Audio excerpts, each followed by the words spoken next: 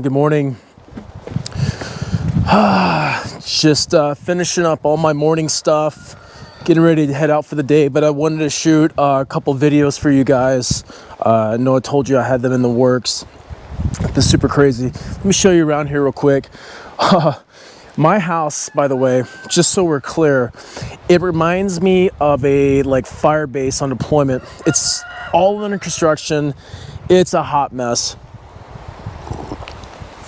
So I have, this didn't even exist here, by the way. None of this existed. My house right there, one of my houses, I'm having a covered roof put on and an enclosed deck, a wraparound deck. And then on this side, let me just show you guys. We made some acquaintances in the neighborhood, and there's a couple that does like excavation and stuff like that. And so what we're doing is right here, all this right here is going to be a big mud room. We had a big driveway put in the back over there. We had the existing mudroom taken off, and as you see, this is a really small home, and it was a pretty small mudroom. So we're having a really big one put in here. This deck will wrap all the way around, and yeah, you know, during COVID, I remember staying in my buddy's very small, tiny cabin in the mountains of Tennessee, and it was like a shanty. And I was already living in a small space because I lived in the van. And when I got to his place that he didn't live in, that's why he offered it up to us, I realized that it was such a pretty cool experience, and that, you know, a few months later, we helped him basically remodel it all and build it out, expand upon it. And what it showed me was that, one, you can turn basically anything into something epic if you're willing to put the time and effort into it. And so this property right here, and I also have this second house. I'm over here by our campfire. I have the second house over here, and our garden is over there. The second house right here, the foundation needs to get basically redone up. And it's sitting on a hill. I guess the moral of this story is,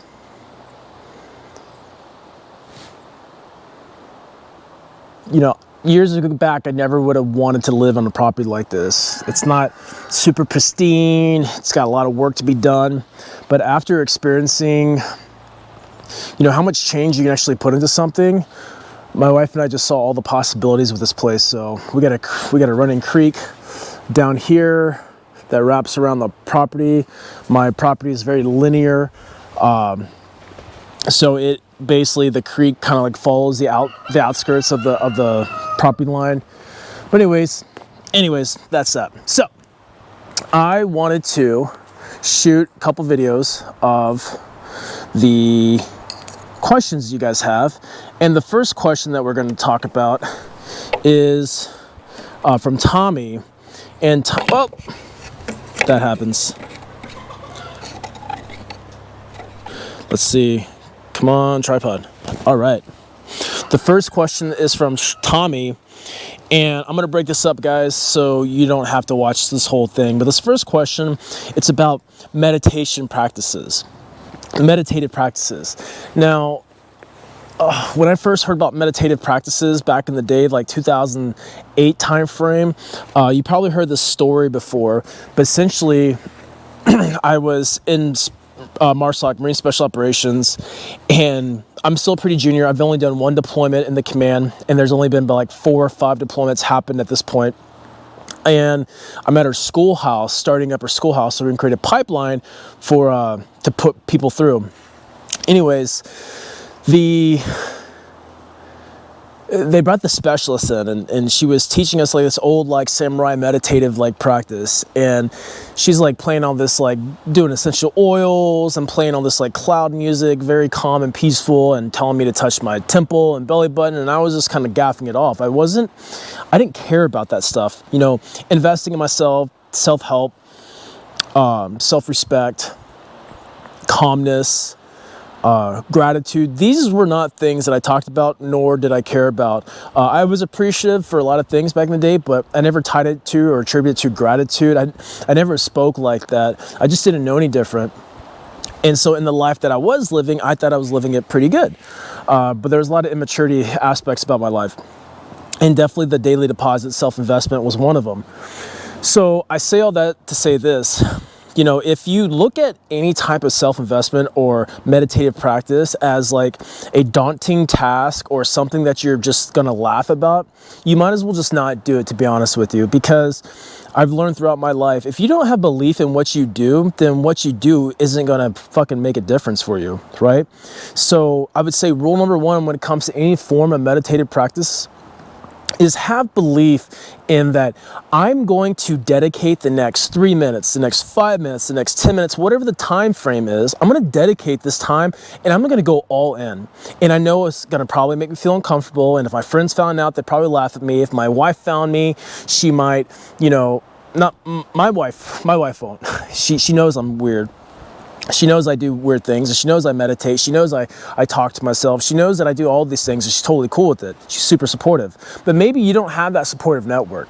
And so if you don't have that supportive network, and you're really just trying to step out of your own cage, your own shell, and like do something better with your life, have belief in the fact that, like, you know what?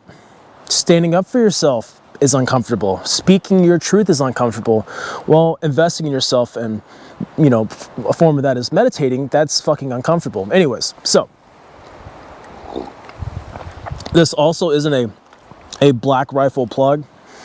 I did like the mug, so I bought the mug. I'm actually drinking coffee from a local coffee place around here.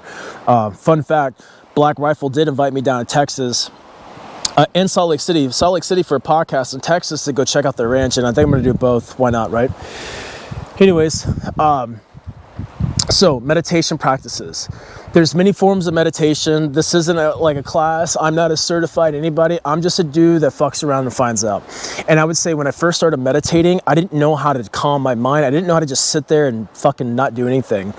And one great thing about plant medicine, it told me that, you know, there's so many lessons in the calmness. But the thing is, how do you obtain the calmness to acquire those lessons or to even be put in that space to experience potential lessons, right?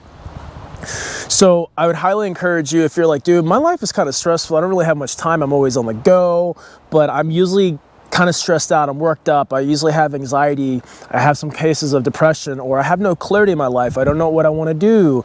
I'm feeling kind of stuck. I don't know what kind of decision I should make for this next big move that I have.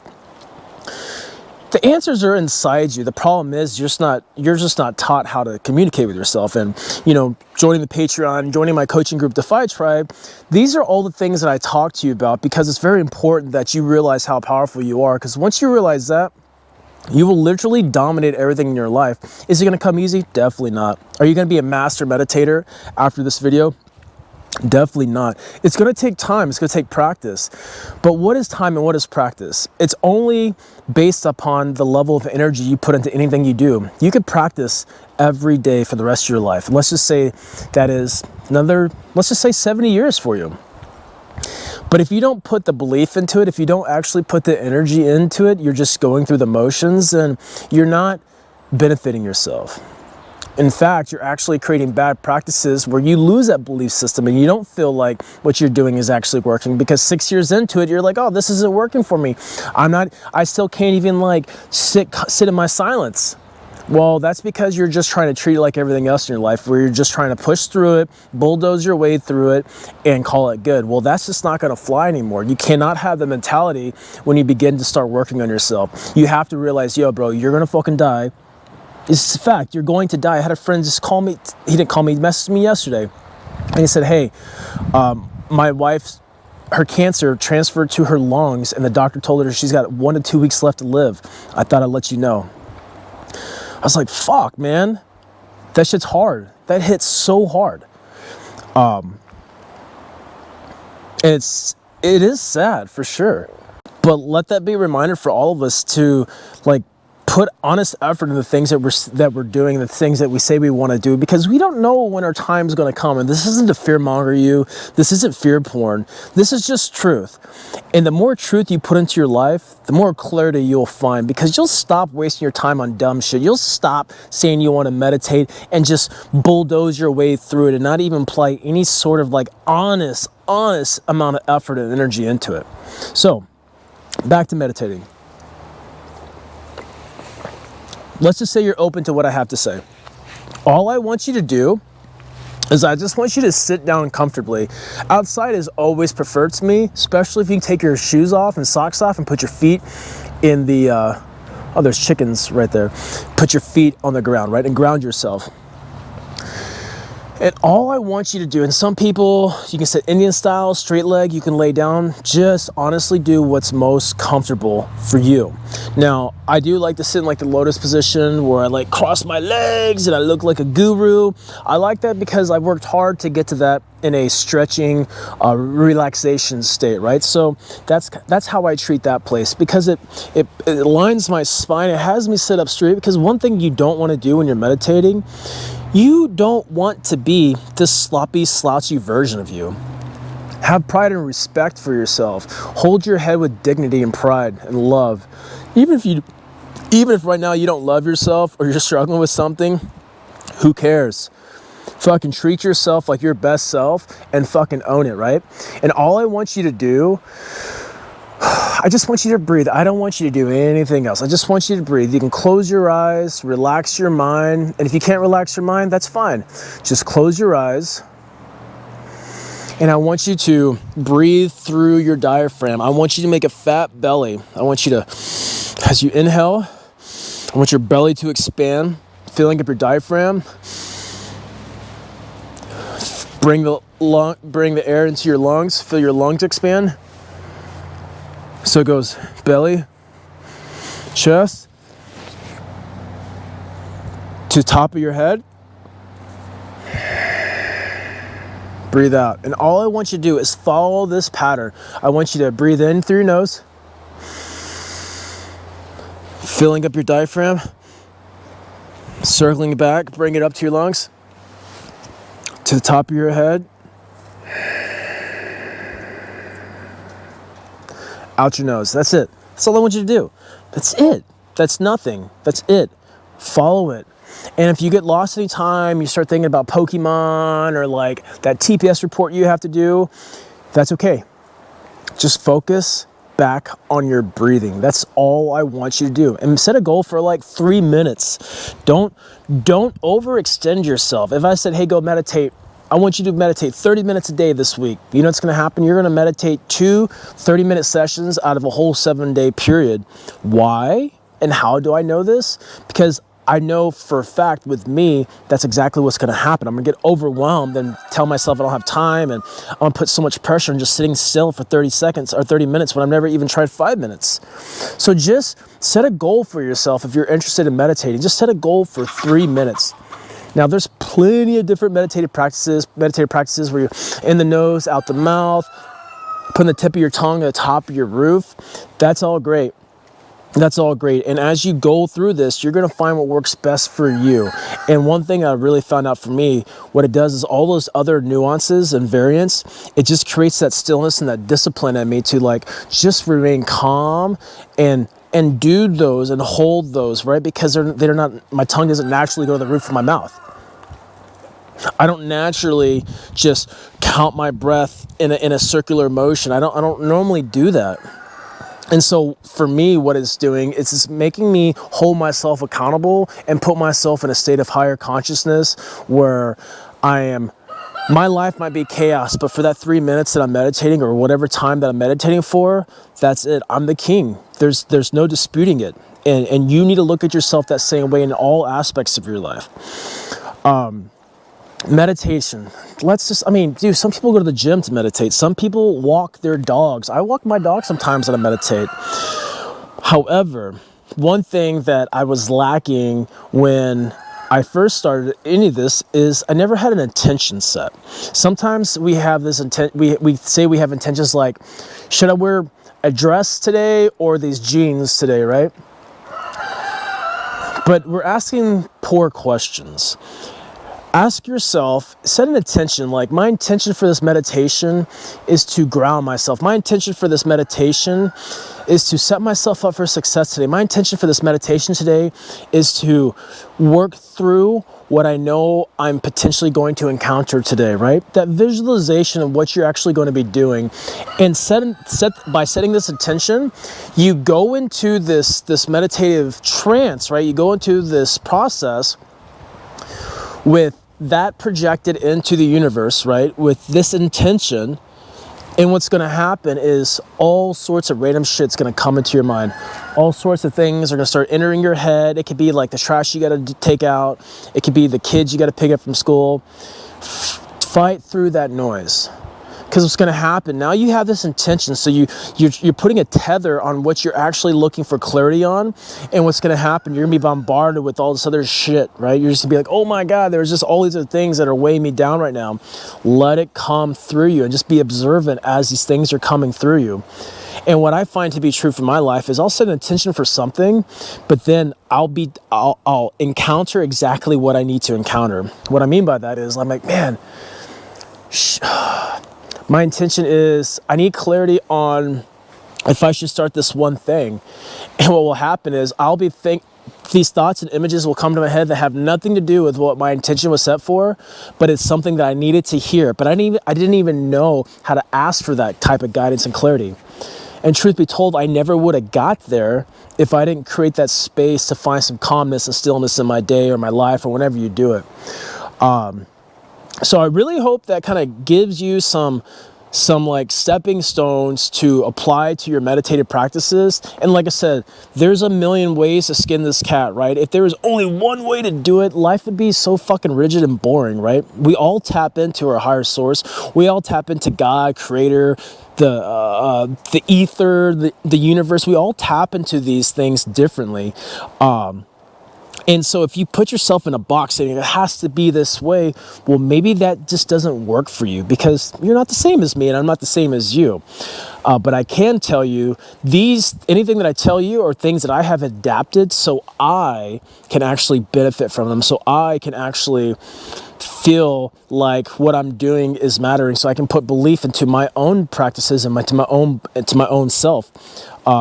Because when I started these things, a lot of things I wanted to believe in, and I did believe in, but I never really felt the benefit from them because I was putting so much pressure on trying to be so precise and do everything right. I do encourage you to seek out some type of professional that can kind of put you in a state or a trance. And what I mean by that is, when I had an out-of-body experience from meditating, my friend Cassie, she ran us through this meditation and I just focused on my breathing. I allowed her sound to kind of soothe my mind. And I was laying down the whole time.